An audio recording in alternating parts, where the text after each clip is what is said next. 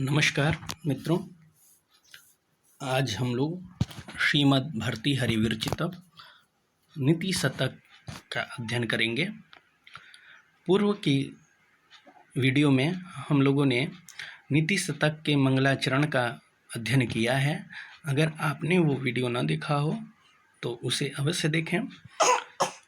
चलिए बिना समय गंवाए हम लोग अपने विषय वस्तु अपने पाठ पर चलते हैं।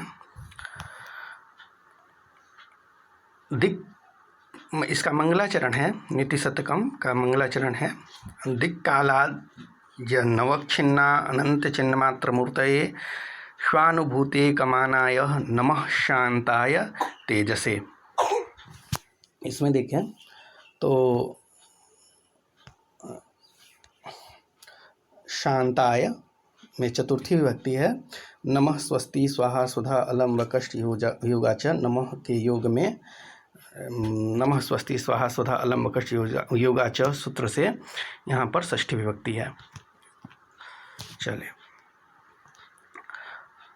इसमें भर्तृहरि द्वारा निर्गुण ब्रह्म के स्वरूप को बताते हुए उन्हें नमस्कार किया गया है।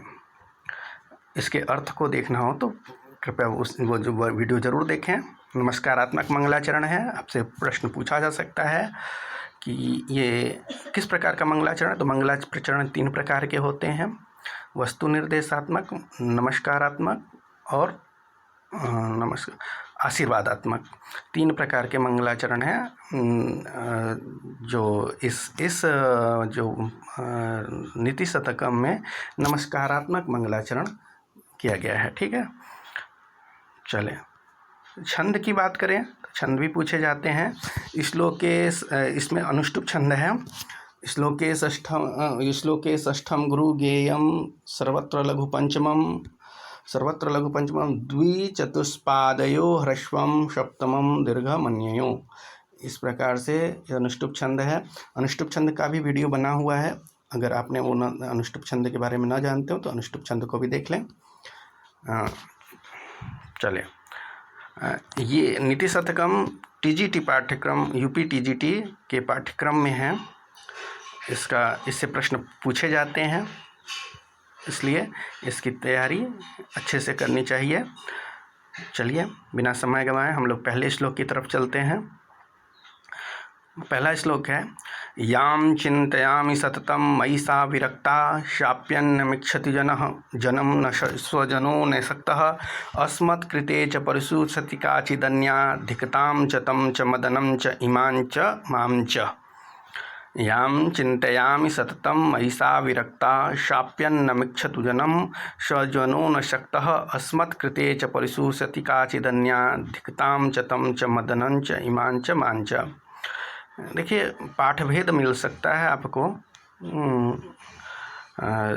क्योंकि हम ये जो PDF है कुछ अलग है, लेकिन फिर भी इसमें इस PDF की खासियत ये भी है कि यहाँ पर हिंदी काव्य में भी विद्यमान है।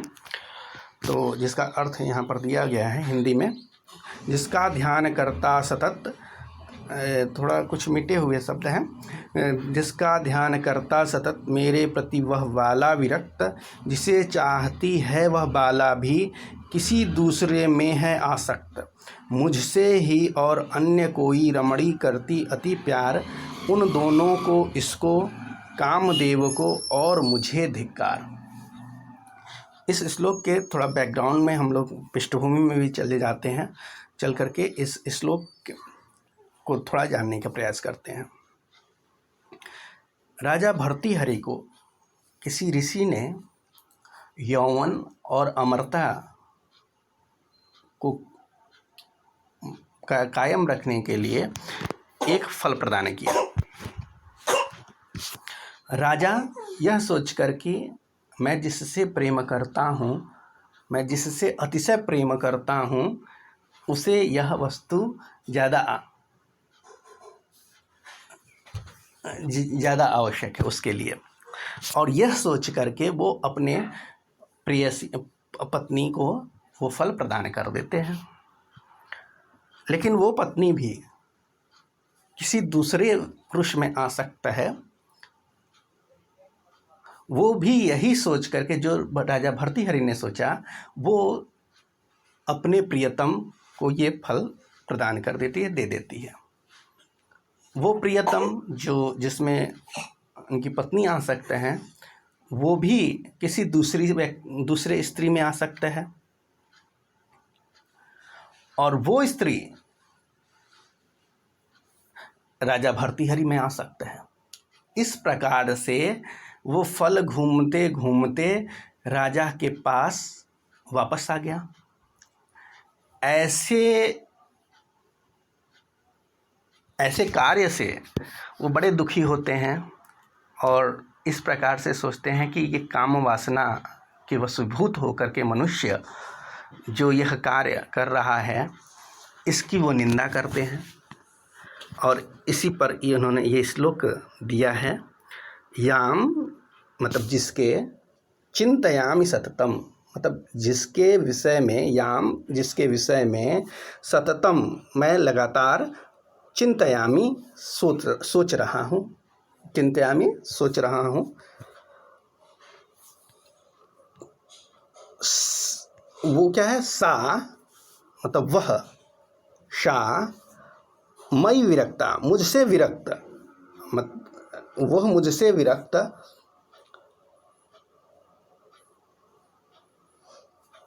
अन्य आसक्त,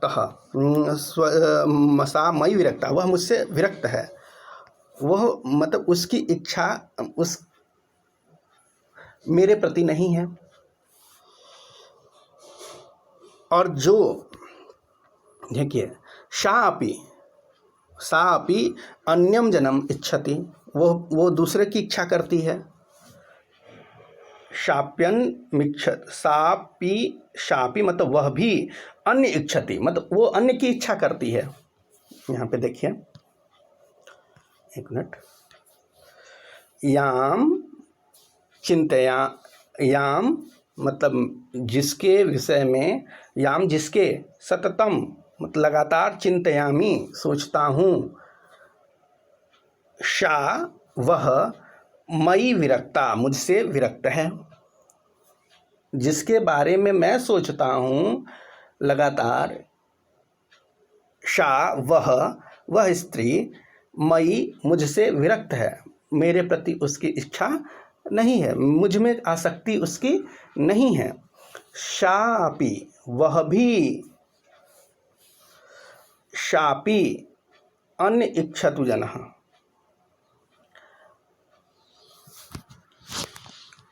शापी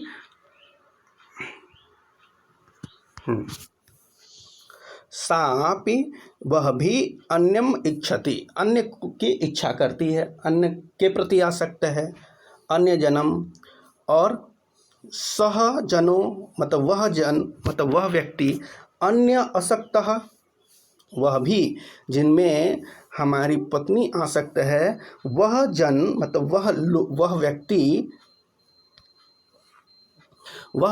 अन्य आसक्त, अन्य के प्रति आसक्त है। और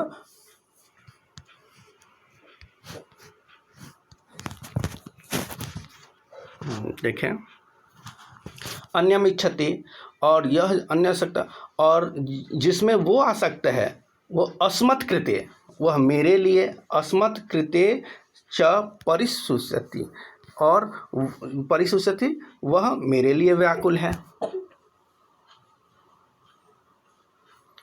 अस्मत् कृते परिशुष्यति वह काचिदन्या मतलब वो हमारे प्रति। तो इस प्रकार से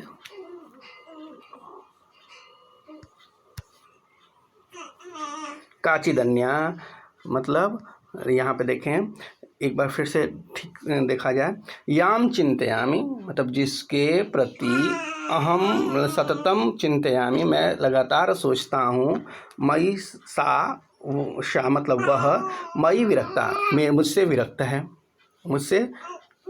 मुझ में आसक्त नहीं है। और शापी वह भी अन्यम इच्छति वह अन्य की इच्छा करती है। और सजन मतलब वह जन मतलब वह लोग, वह व्यक्ति, अन्य जनों आसक्तः, अन्य लोगों में आसक्त है। और अस्मत्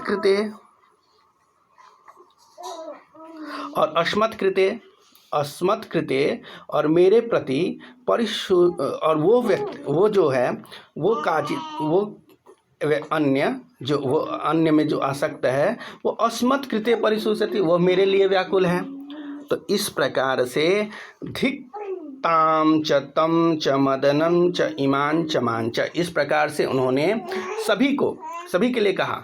धिक्कार है क्या, इसमें देखें, ताम च मतलब उनको, किसको, अपनी पत्नी को, तम च मतलब उस पत्नी भी जिसमें आ सकता है, तम उसको, मदनंच मदन को, कामदेव को, जो ये कार्य करवा रहा है सबसे, जिसके वशीभूत होकर के मनुष्य ये कार्य कर रहा है, मदनंच, इमांच और उससे, और मांच मतलब इमाम मतलब उस स्त्री जो मुझ में आ सकता है, और मांच मतलब मुझे।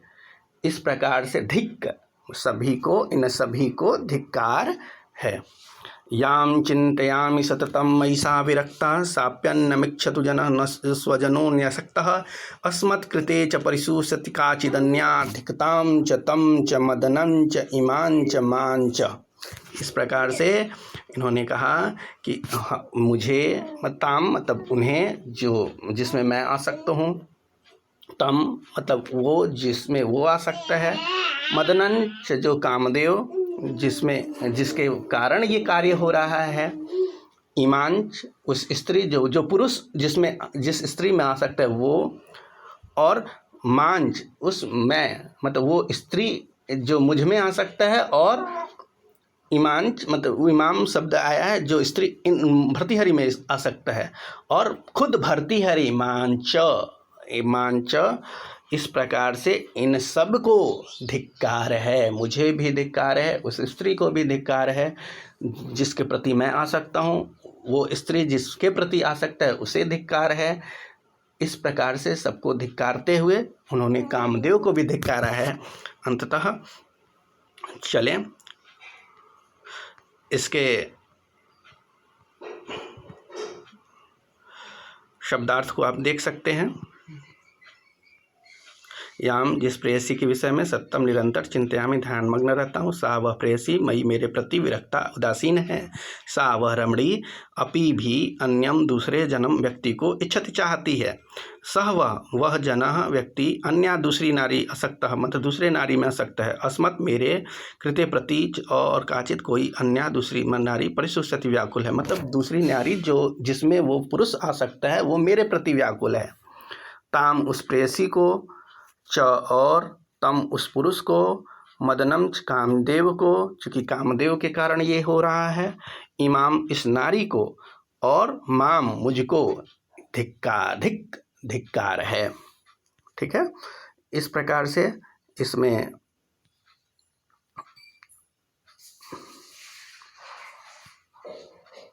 इसको देख सकते हैं, आप पढ़ सकते हैं।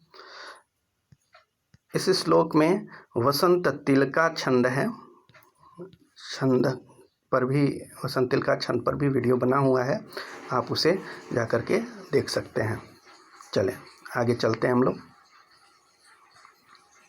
मदन में मद है, णिच प्रत्यय है, ल्युट प्रत्यय है, इस प्रकार से मदन बना है। अगला श्लोक है, अज्ञः सुखम आराध्य सुखतरम आराध्यते विशेषज्ञः ज्ञानलौ वधु विदग्धम ब्रह्मापि तं नरम न रंजयति। अज्ञः सुखम आराध्य सुखतरम आराध्यते विशेषज्ञः ज्ञानल वधु विदग्धम ब्रह्मापि तं नरम न रंजयति। देखिए इसका भी हिंदी देख लेते हैं। अज्ञ सहज ही वश हो जाता और सहजतर ही ज्ञानवान, पर न अल्प ज्ञान अभिमानी को दे सकते ब्रह्मा भी ज्ञान। इस प्रकार से हिंदी काव्य भी है, इस PDF की विशेषता है। देखिए क्या कहते हैं, थोड़ा इसके अर्थ पर हम लोग चलते हैं। अज्ञः, ज्ञ का अर्थ होता है जानने वाला, जो ज्ञ मतलब जानने वाला, और लगा न जानने वाला। अज्ञ को सुखम आराध्य, सुखपूर्वक आराधना की जाए, मतलब सुखपूर्वक आराध्य प्रसन्न किया जा सकता है। अज्ञ जो नहीं जानता, कुछ भी नहीं जानता, उसे आप बड़े सुखपूर्वक आसानी से आराध्य प्रसन्न कर सकते हैं, समझा सकते हैं। और सुखतरम मतलब उससे भी ज़्यादा आसान, सुखतर मतलब और आसान हो जाता है आराध्यते प्रसन्न करना विशेषज्ञ, जो विशेषज्ञ है, जो विशेष जानकारी रखता है, अगर उसको आप अपनी बात समझाएंगे तो वो बड़ी ध्यान से आपकी बातों को सुनता है, समझता है। उसको समझाना या किसी चीज़ को बताना, क्योंकि वो पहले से जानता है और आपकी बातों को बड़े ध्यान से सुनता है, इस प्रकार से विशेषज्ञ को समझाना और भी आसान हो जाता है और भी प्रसन्नता वाला कार्य हो जाता है। लेकिन अगली लाइन में कहते हैं ज्ञान लव, यानी ज्ञान के लव से, यानी ज्ञान के छोटे से कण से दुर्विदग्ध मतलब उसी को ज़्यादा मान लेने वाला, कि अब उसी से विदग्ध है, उसी में डूबा हुआ है। तम नरम उस पुरुष को, उस नर को ब्रह्मापि न रंजयति, ब्रह्मा भी नहीं खुश कर सकते। इस प्रकार से यहाँ पर इसका शब्दार्थ हुआ। अज्ञ सुखम आराध्य, अज्ञ को, ज्ञ मतलब जानने वाले को, अज्ञ मतलब जानने वाला, और मतलब न जानने वाला, अज्ञ मतलब न जानने वाले को सुखम आराध्य, सुखपूर्वक उसको प्रसन्न किया जाए। प्रसन्न करने का मतलब समझा सकते हैं आप, कोई भी बात आप ढंग से समझा सकते हैं। विशेषज्ञ सुखतरम आराध्यते, और विशेषज्ञ को आप और आसानी से समझा सकते हैं। किंतु दुर्विदग्ध मतलब पूरे ज्ञान से, ज्ञान लव मतलब अपने छोटे से ज्ञान से जो विदग्ध है, उसी में परेशान है, तम नरम उस नर को ब्रह्मा भी न रंजयति नहीं खुश कर सकते हैं। इस प्रकार से इसका अर्थ हुआ। आपने देखा भी होगा, ये जो श्लोक हैं ये सांसारिक विषय से संबद्ध है, और इसमें जो निपुण है वो अपने जीवन को बड़े आसानी से चला सकता है।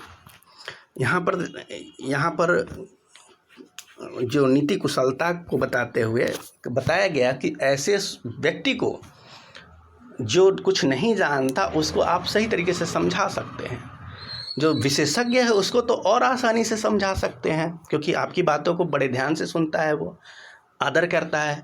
लेकिन जो थोड़े से ज्ञान मतलब अधजल गगरी छलकत जाए वाली जो स्थिति है, वो ऐसे मनुष्य अपने ही ज्ञान में वो उसी को बहुत ज़्यादा मान करके उसी को बार बार अपने ज्ञान को ही वरीयता देते हैं, वो किसी की बात को सुनना पसंद नहीं करते। ऐसे व्यक्ति को मनुष्य क्या, भगवान भर्तृहरि कहते हैं कि मनुष्य क्या, ये मेरे जैसा व्यक्ति क्या, ब्रह्मा भी जो इस सृष्टि का करता है, वो भी ब्रह्मा भी तम नरम उस नर को न रंजयति खुश नहीं कर सकते हैं। ठीक है, इस प्रकार से इसमें बात की जाए तो इस प्रकार से हम लोगों ने यहाँ पर 2 श्लोक पढ़ा, और आगे के श्लोक को हम लोग अगले वीडियो में देखेंगे। तब तक के लिए धन्यवाद।